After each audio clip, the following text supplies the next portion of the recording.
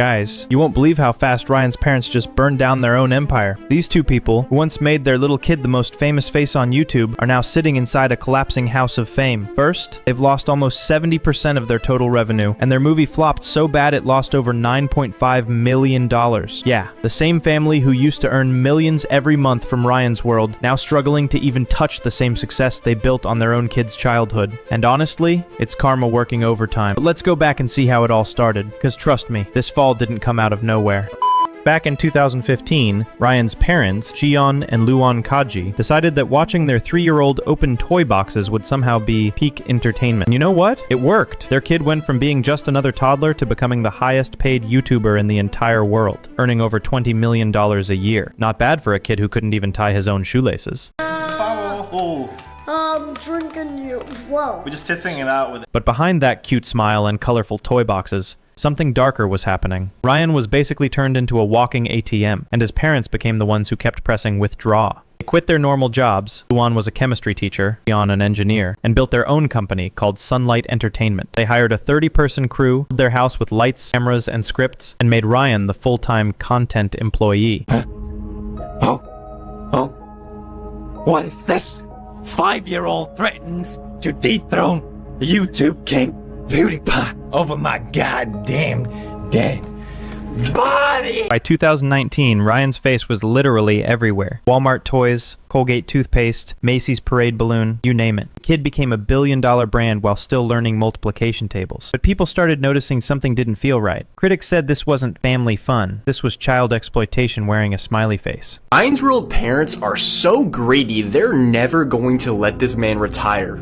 Ever. This person even said he can't wait for the flood of lawsuits from these kids to their parents. And soon the FTC launched an investigation because Ryan's videos looked more like disguised advertisements than real playtime. Tiny kids couldn't even tell what was an ad and what wasn't. That's when the Kajis had to rebrand from Ryan's Toys Review to Ryan's World, basically trying to hide the commercial smell behind a cute new name. But the truth didn't change, because ethics don't pay as good as views do. Ryan was working harder than most adult creators, up to 25 video segments a week. His life was fully monetized. Family vlogs, challenges, morning routines, even brushing teeth became content. And the worst part? There were no laws protecting his earnings like Hollywood child actors have. Legally, all the money belonged to his parents. Ryan might have been the breadwinner, but his parents were holding the bread, the butter, and probably the whole grocery store. Then came karma. When YouTube changed its rules after the COPPA crackdown, every kid-based channel got hit hard. Loann herself admitted that they lost 70% of their income overnight. Not a drop, a crash. And right after that, they tried to bounce back by making a movie, Ryan's World Titan Universe Adventure. Guess what? Budget, $10 million. Box office, $624,000. They lost $9.5 million. One of the worst flops you'll ever see. Theaters were emptier than Logan Paul's apology videos. That movie didn't just fail, it exposed how greedy the whole brand had become. And while all this was happening, people started noticing that Ryan wasn't happy anymore. He looked tired, spoke less, smiled less. The kid who used to love the camera now looked like he just wanted to leave the room. But instead of letting him rest, his parents pulled their next move. They started pushing their twin daughters, Emma and Kate, into the spotlight. Now these 7-year-old girls have their own animation show and are showing up more and more in family videos. It's like they drained one well dry and immediately started digging another. The internet was not having it. People were furious. Comments started blowing up. Ryan made his parents $34 million.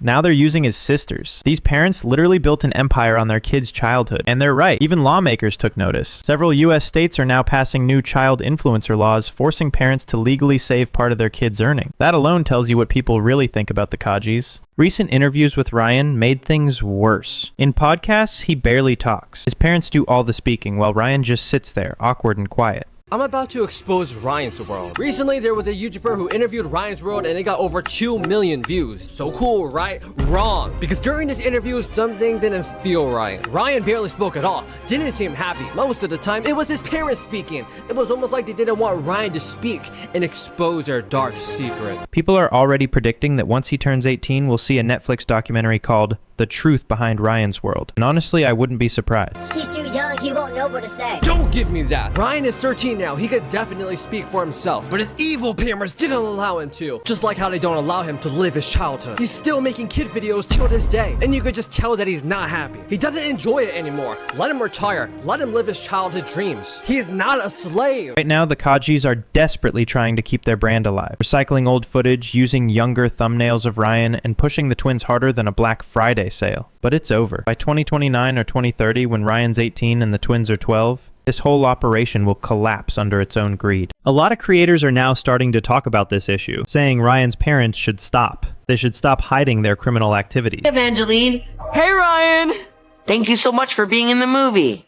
Oh, thank you. Oh, the dude's dead inside. See it when it comes out August 16th. Tell everybody about the character you play. Let him retire. He just doesn't want to be there anymore. So what can we even say about parents like this? Parents who are literally ruining their kids' career. Think about it. This whole corporate lifestyle has taken away Ryan's and his twin sister's freedom. At a time when they should be dreaming, learning, and growing with education, their parents have turned their lives into a business chart, like a profit machine. It's honestly like the parents are gambling with their kids' futures. Just imagine, shouldn't a father like this be held accountable for everything? Because in that most controversial interview, when they were asked about it, Ryan's father's reaction and Ryan's expression told two completely different stories. It was shocking, and even other creators have exposed this moment too. In an interview with John UC, Ryan's parents detailed just how much Ryan's world has grown.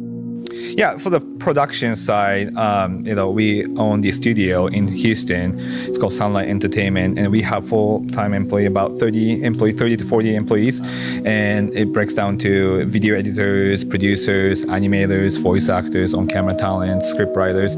Our companies. But not everyone was convinced that Ryan's role had been scaled back. Asked whether Ryan saw a future where he was no longer the face of the channel. Is there a day where the YouTube channels will be fully animation? Like, Ryan, are you going to keep making YouTube videos, given your interest to be an animator and maybe go behind the camera, like as you get older? Ryan answered, I think I will keep going for a while, yeah. Let's play that back. Notice how Ryan turns to his father as he answers, almost as if he's looking for approval. His father then gives Ryan a smile and nod, seemingly showing he's satisfied with his son's response. Did you see that? Isn't that clearly the result of pressuring the kids? Pure manipulation? How can parents be so greedy that they'd actually do this kind of thing? I honestly don't even know. Money has blinded them. It's like they've lost their sense of what's right. That's why they're doing all these shady things right now. Guys, do you agree or not? Because if this is what's happening on camera, just imagine what's happening behind the camera. Any guesses? Ryan, I know there's a secret you're keeping from me, so just tell it to me straight and I promise I won't get mad. All right, fine. I'm sorry, what did you just say? I said I won't get mad. Just be honest with me.